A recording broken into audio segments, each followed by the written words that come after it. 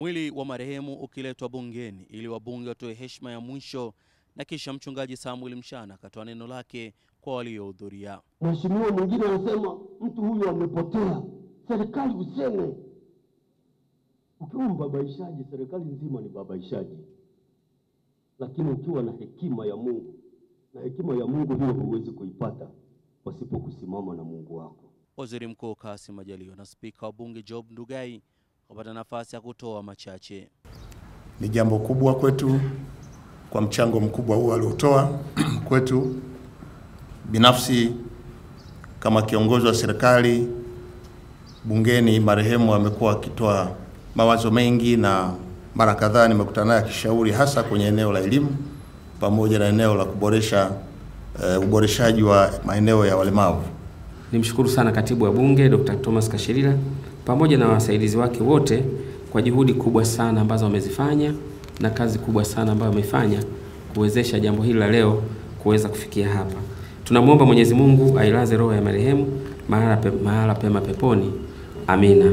Kiongozi wa upinzani bungeni Freeman Mbowe, mwenyekiti wa umoja wa bunge wanawake Margaret Sita wakatoa ujumbe wao. Lakini pengine tungekuwa kila siku tuna msiba katika bunge, tungependana, tungeheshimiana. Lakini tusimwombe Mungu atupeleke huko, ila tulitumie jambo hili kama funzo kwamba tunahitajiana, kwamba mapenzi haya yasiwe ni mapenzi ya mashaka tu wakati wa msiba. Urafiki huu usiwe kwamba unakoma kesho baada ya kumlaza mama Macha. Hebu wabunge tujifunze kufanya urafiki huu ukawe na taswira chanya kwa nchi yetu. Marehemu Dr. Elimako Macha hakuwa mwoga.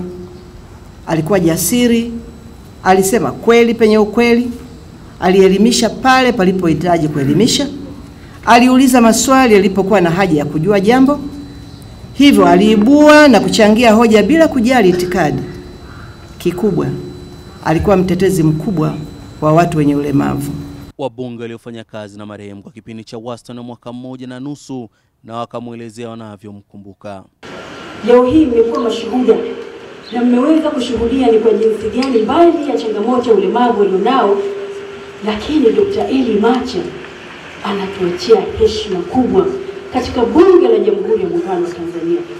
Na mchango wake kila alipoomba kusimama, maana aliongea mara chache sana, lakini alipoomba kusimama tulijitafakari wote kwenye kamati. Ni mtu Mungu alimjalia kipaji kikubwa sana. Daktari Elimako Macha alifikwa na mauti Machi 31 nchini Uingereza akipatiwa matibabu, na tangu hapo juhudi zilifanyika kuhakikisha mwili wake unafika nchini na ukawasili Alhamisi hii kwa msaada wa balozi wa Tanzania nchini Uingereza. Nurdin Selemani, Azam News, Dodoma.